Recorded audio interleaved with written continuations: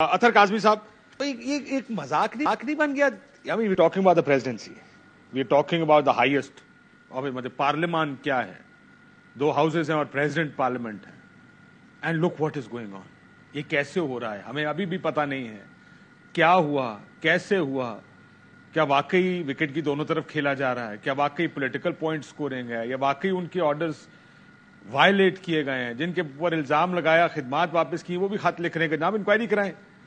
دیکھیں ذرا کوئی آرڈر اگر پڑا ہو میرے اس کھاتے میں. مطلب یہ کیا ہو رہا ہے آخر اس وقت؟ کاشف صاحب, یہ جو ہے نا, یہ سمٹمز ہیں جو آپ دیکھ رہے ہیں. یہ بیماری بہت پہلے شروع ہوئی تھی. یہاں پہ تو ان کے آرڈرز وائلیٹ ہوئے. کیا سپریم کورٹ کے جو آرڈرز ہیں وہ وائلیٹ نہیں ہوئے؟ اور وہ کس نے وائلیٹ کیے؟ جنہوں نے اس کے اوپر امپلیمنٹ کرنا تھا. تو یہ نہیں ہو سکتا کہ چیزیں آئسولیشن میں ہوتی رہیں گی. آپ جس طریقے سے جو طریقہ کار اختیار کرتے ہیں اسی کا نتیجہ پھر نکلتا ہے کہ آگے چیزیں کس شیپ میں آگے آتی ہیں. تو آپ یہ کہہ رہے ہیں نظام ڈس فنکشنل ہونے کی طرف جا رہا ہے. مطلب پریزیڈنسی ہے, سپریم کورٹ آف پاکستان ہے, فیصلے دیتی ہے, کوئی کہتا ہے مانتا ہوں, کوئی کہتا ہے نہیں مانتا, کوئی کہتا ہے میں یہ نہیں کروں گا, دوسرا کہتا ہے میں یہ نہیں کروں گا.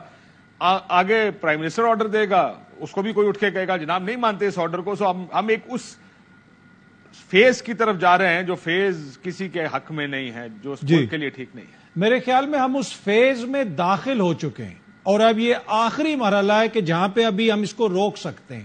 اس کے بعد پھر ہمارے پاس گنجائش نہیں رہے گی.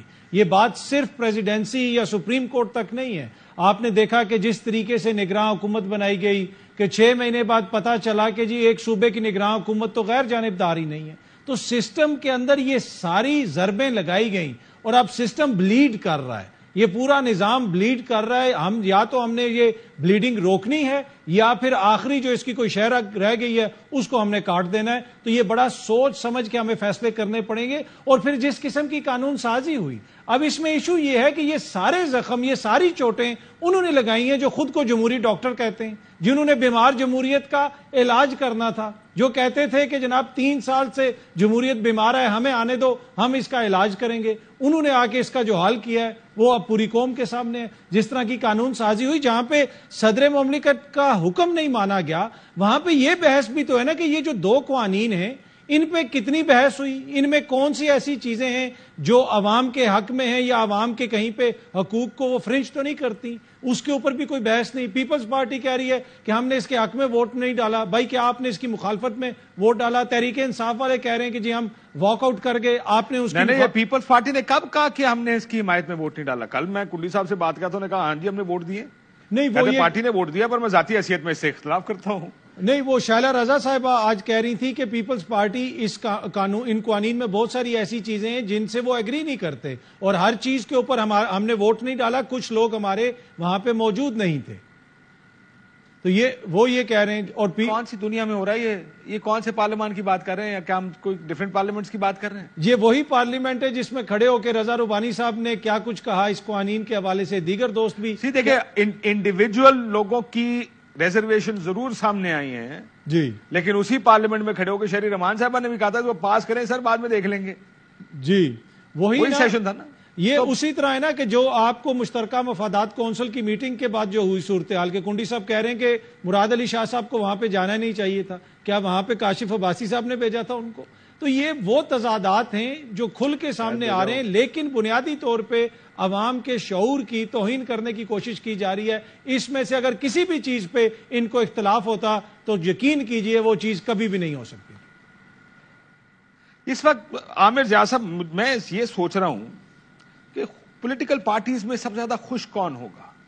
ہو would be the political party جو اس وقت بیٹھی ہے سوچ رہی ہوگی کہ ہم ڈرائیور سیٹ پہ ہیں, سٹیئرنگ ہمارے ہاتھ میں ہے, وہ گیئر میرے ہاتھ میں, میں چوتھا لگاؤں, 5واں لگاؤں, پہلا لگاؤں. 2 وزراء اعظم سابق ملے ہیں آج لندن میں, ایک تو ابھی جانے والے اور ایک شاید آنے والے. شہباز شریف صاحب کی اور نواز شریف صاحب کی ملاقات لندن میں ہوئی, وہ لندن میں اپنی میٹنگز چل رہی ہیں. Are they the happiest party right now? کیا سب سے زیادہ خوش اس وقت مسلم لیگ نون ہوگی حالات کو دیکھ؟ کوئی بھی سیاسی جماعت جو ہے وہ ڈرائیونگ سیٹ پہ نہیں ہے, کسی کے پیر رکاب میں نہیں ہے, کسی کے ہاتھ میں لگام نہیں ہے. اور تمام, خصوصاً میں سمجھتا ہوں کہ نون لیگ کے لیے بہت زیادہ اندیشے ہیں. لیکن پیپلز پارٹی کی جو ٹرف ہے نا, وہ جب بھی انتخابات ہوں گے سندھ ان کے پاس تھا مل جائے گا, 2-4 سیٹیں ان کی بڑھ سکتی ہیں. ٹھیک ہے نا، پنجاب میں ہو جائے. لیکن اصل جو مسئلہ آئے گا وہ نون لیگ کا آئے گا. نون لیگ نے سب سے زیادہ سٹیکس ہیں ان کی، اور اگر وہ سمجھتے ہیں کہ پنجاب جو ہے ان کو ایک 2/3 میجورٹی کے ساتھ ملنے جا رہا ہے، تو میرے خیال میں بڑی نادانی کی یہ سوچ ہے. اور دوسری بات یہ آپ سمجھیں کہ نواز شریف صاحب کے لیے جو ہے وہ ان کی راہ کے کانٹے جو ہیں وہ نہیں ہٹ سکے اب تک. وہ اپنے بھائی کے دور حکومت میں 16 ماہ میں پاکستان نہیں آئے. کیوں نہیں آئے؟ بہت بڑا سوال ہے.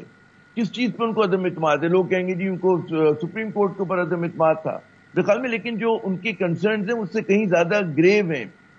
ٹھیک ہے اداروں کے ساتھ بھی ان کی بات چیت ہو رہی ہوگی اور بالکل رابطے بھی ہوں گے، لیکن میں سمجھتا ہوں کہ دونوں طرف اداروں کو بھی ان پر پوری طرح اعتماد نہیں ہے اور خود نواز شریف صاحب کو بھی اعتماد نہیں ہے. کیونکہ دیکھیں ماضی جو ہے کوئی بھی اتنی آسانی سے فراموش نہیں کرتا. نواز شریف صاحب کا پورا ایک بیانیہ ہے کہ 3 بار ان کو نکالا گیا، اس میں ان کے جتنے بھی وفادار ہیں اور وہ خود جو ہیں وہ براہ راست جو ہے وہ ایک ادارے کو ذمہ دار ٹھہراتے ہیں. ادارے کو پتا ہے کہ جی جب بھی آتے ہیں اس میں اس جھاڑی میں سینگ ضرور پھنساتے ہیں یہ، اور اس کو انڈرمائن کرتے ہیں. ان کی ایک اپنا شخصیت کے حساب سے وہ چلانا چاہتے ہیں چیزوں کو. یعنی کہ اگر ان کی خواہش ہے کہ جی کسی طرح سے آپ جو ہیں پاکستان آرمی کو پنجاب پولیس بنا دیں، اچھا اس میں کوئی مبالغہ آ رہا ہی نہیں کر رہی. کتابوں میں ریسرچ ہے، کلاس ٹوٹ پڑھ لیں آپ اور کوئی دیگر کتابیں پڑھ لیں، بڑا اس کے اندر ہے کہ جی انہوں نے ہمیشہ جو ہے اپنے کیبنٹ کو انڈرمائن کیا. انہوں نے کوشش کی، مطلب واحد یہ پرائم منسٹر ہے کہ جنہوں نے ایک سابقہ مطلب اس زمانے کے آرمی چیف کو رشوت دینے کی کوشش کی، گاڑی کی رشوت دینے کی کوشش کی. یہ ریکارڈ پر ہے. ٹرانسفر پوسٹنگ میں انہوں نے جو ہے ضد کی. اور چلے اب بہت پیچھے، یہ سارے فیکٹس ہیں لیکن بہت پیچھے ہم چلے گئے ہیں. ظاہر ہے یہ ہیں تو فیکٹس اس وقت. راشد صاحب یہ لوگ نہیں رہے، اور یہ نواز شریف صاحب کے لیے میرے خیال میں ان کے لیے مل سٹون ہے ان کے گلے میں. اور وہ جو اندیشے ہیں، تو جب بھی آپ دیکھیں نا کہ شہباز شریف صاحب کیوں کہتے ہیں کہ میں آنکھوں کا تارا ہوں، اور وہ آنکھوں کے تارے تو مشرف صاحب کے دور سے تھے.